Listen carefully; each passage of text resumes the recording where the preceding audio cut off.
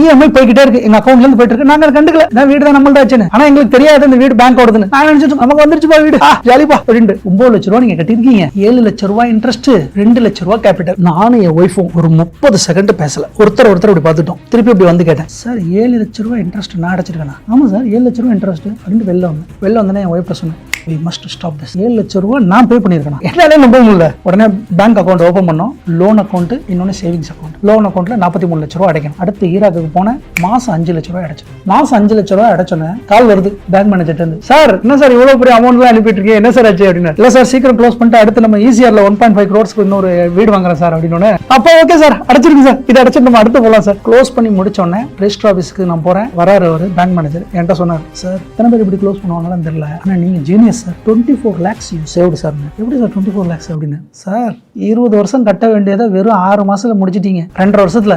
என்னை வந்து மீட் பண்ணீங்க, நான் 7 லட்ச ரூபாய் கட்டலேன்னு சொன்ன அந்த ஒரு வார்த்தைக்காக முடிச்சிட்டீங்க சார் அப்படின்னாரு. அப்பதான் எனக்கு ஒண்ணு புரிஞ்சுச்சு, இது மாதிரி தானே பசங்க நிறைய பேர் இன்னைக்கு எல்லாரும் போயிட்டு சொந்த வீடுங்கிற பேர்ல வந்து இன்னைக்கு வாங்கி அதை அடைக்க முடியாம எத்தனை பேர் இருக்கிறாங்க இல்லையா? இதுக்காகவே வேலை செய்யற பேர், இதுக்காகவே வேலை செய்யறாங்க நிறைய பேர். அவங்களுக்கு எல்லாம் நான் ஒண்ணே சொல்லுவேன், at least you close the loan first. லோனை க்ளோஸ் பண்ணும் முதல்ல. அதுக்குன்னு போயிட்டு வர சேலரி போட்டு ட்ரேடிங் இண்டிங்ல பண்ணி காசு வரணும், அதெல்லாம் டோன்ட் டு இட். அதெல்லாம் பண்ணாதீங்க. இருக்கிற கோல்டு இருக்கு, அதாவது செல் அவுட். நல்ல ரேட் இன்னைக்கு 6800 போயிடுச்சு. செல் அவுட் பண்ணிட்டு first you make a house loan வந்து க்ளோஸ் பண்ணணும். நான் அக்கௌண்ட் எனக்கு வந்து முதல்ல ஒரு சின்ன ஒரு இன்ட்ரோ கொடுக்கணும்னா, நான் 2007 எனக்கு வந்து ஃபர்ஸ்ட் அக்கௌண்ட், எனக்கு பேங்க் அக்கௌண்ட் கிடைச்சிச்சு. அந்த யூடிஐ பேங்க்ல வந்து எனக்கு அக்கௌண்ட் கிடைச்சிச்சு. அது வந்து இப்போ வந்து ஆக்சிஸ் பேங்கா இருக்குது. அக்கௌண்ட் ஓபன் பண்ணி எல்லாம் கையெழுத்து போட்டுட்டு இருக்கேன். அப்ப என்கிட்ட இருந்து ஒரு சேல்ஸ்மேன் வந்தாரு. என்கிட்ட வந்துட்டு, சார் உங்களுக்கு ஒரு டிமேட் அக்கௌண்ட் ஓபன் பண்றேன்னு கெட் அவுட் அப்படின்னு.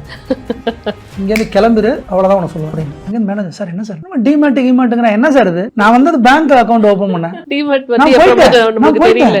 2017 தான் அவன்கிட்ட ஒருத்தன் வந்தான்ல, அவன் தான் ஏஞ்சல். 2007 10 வருஷத்துக்கு முன்னாடி நான் பண்ணியிருந்தேன். இன்னும் வந்து 100 crores.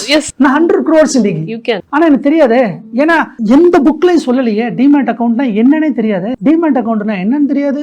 நமக்கு தெரிஞ்சது எஃப்டி, கோல்டு, லேண்ட், பாண்ட்னா என்னன்னு தெரியாது, மியூச்சுவல் ஃபண்ட்னா என்னன்னு தெரியாது, எதுவுமே தெரியாது. அப்ப நான் நினைப்பேன், அன்னைக்கு அவனை விரட்டி விட்டோம் பாரு, நம்மள மாதிரி முட்டாளி அவனும் கிடையாது அந்த உலகத்துல. தெரியாம மட்டும் இல்ல சார், நிறைய பேருக்கு நடந்திருக்கும். ஏன்னா அந்த எக்ஸ்போஷர் நமக்கு இல்ல. நீங்க சொன்ன மாதிரி வந்து எஃப்டி, கோல்டு, அந்த லேண்ட் மட்டும்தான் இன்வெஸ்ட்மெண்ட்னு நம்ம காலங்காலமா அந்த எக்ஸ்போஷர் நம்மளுக்கு இருந்திருக்கு. ஒரு ஸ்டேஜ்ல தான் நம்மளுக்கு இது தெரிய வந்திருக்கு.